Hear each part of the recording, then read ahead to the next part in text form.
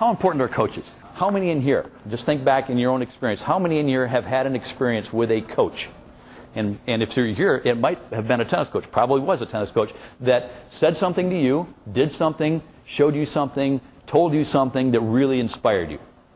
They said at one time, Judy, you're going to be terrific. You really hustle, you get the great attitude, you're going to be a good one day. Right? Anybody had that experience? Right? Do you remember that coach to this day? You probably remember the minute that coach was doing those types of things. You say, that's why that person, that man or woman just really made an impact on me. Right? Let's flip it around. Has anybody ever had the experience where it was just the opposite? Carrie, you're just not going to do it. You're too slow. In my situation, I heard it a dozen times. You will never play for me. You're not big enough. I hated those people. I still do. So we have, and we have those. It's true. That's true. I mean, those people. I have no place in my life for those people that told me I couldn't do something or I'd never be able to do this. And that is really, really discouraging. But think about that when you're out there coaching. It's 95 degrees. You've been out there for 5 weeks. It's hot. You've got kids that are going, gee, it's hot, coach. And so you say things and you go, ooh, I shouldn't have said that. So you have to be careful with everything that you say and everything that you do, because we have a tremendous impact. And even high school students, middle school students, they can say things that will turn kids off. Right now, we no longer have that person as a tennis player. So we have a tremendous responsibility as coaches, as teachers, and we can make an impact. We will make an impact. We make an impact more than any other person. We make an impact with the kids we're teaching many times more than the parents do. So we just have to be careful, weigh what we say, be encouraging, take a look at that list, make it fun, be positive, go overboard, and just make it a great experience. Quick Start is tennis to scale with small children. And if you can see this court, this is a tennis court, and 36 feet for 8 and under kids is what? That's sideline to sideline, double sideline to double sideline. And here are the six specifications that we have with Quick Start. Number 1 is the court size. Number 2 is the net height. And for a 36-foot court, the net height is 2 feet 9 inches. So it's lower, right? Why? Well, you got an 18-year-old kid, they're not very big, and so they're able to get it over. The racket size is 21 and 23 inches. So, or it's 23 and below. So here's a 23-inch racket. Here's a 21. Here's my favorite. 17. How cool is that? All right, so this is a fun one.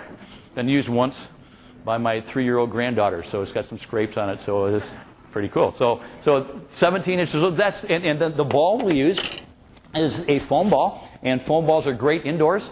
They blow around a little bit outdoors. And Jason, we've got some balls over in the corner that are the felt balls, but this is the primarily and people, you're familiar with this ball? You've all played with this ball. You like it?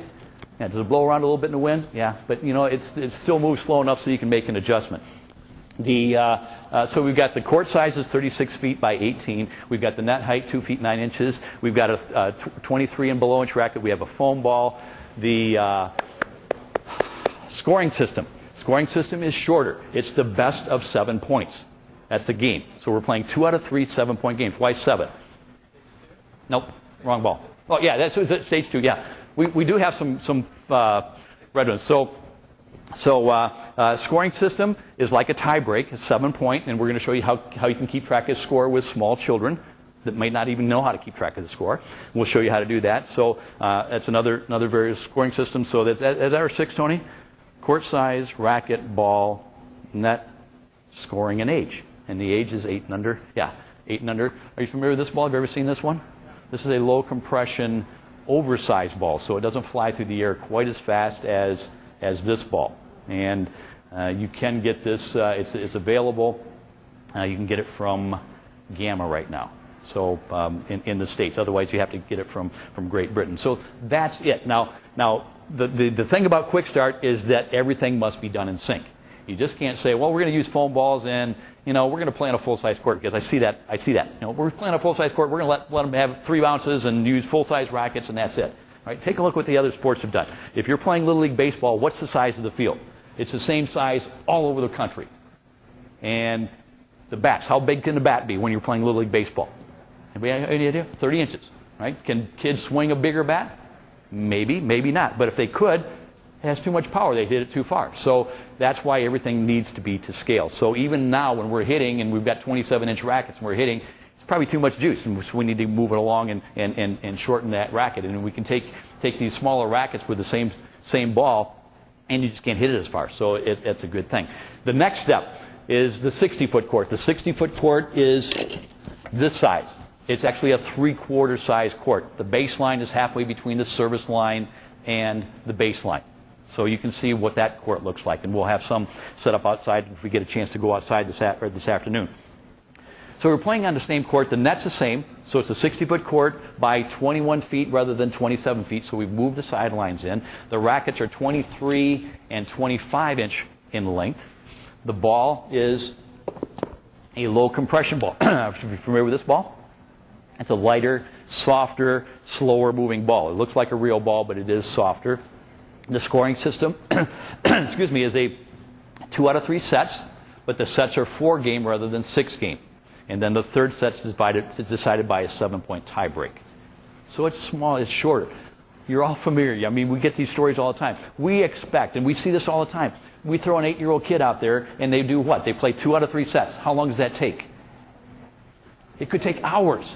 It could take hours. And so we throw these kids out there, they play a 2 out of 3 game, or a 2 out of 3 set match, and then what do? We give them an hour, and then we send them out again. And they play another 3-hour match. And these kids are 8 years old. Well, how inappropriate is that for an 8-year-old child? I mean, it just doesn't make any sense whatsoever.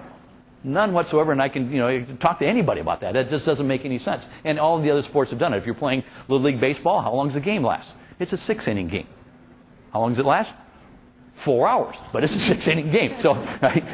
Yeah, some of you have been there, right? So, yeah. So that's what we've done. Everything is to scale, and we're encouraging you to put everything together so everything is in sync. The good thing is that there's starting to be competitions.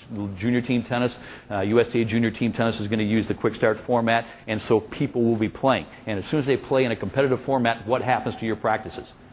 The moms and the dads and kids are going, I want to practice on the same court that I'm playing matches on. And once that happens, then it's going to pop up all over the place. We're going to show you a lot of different ways to put your courts down.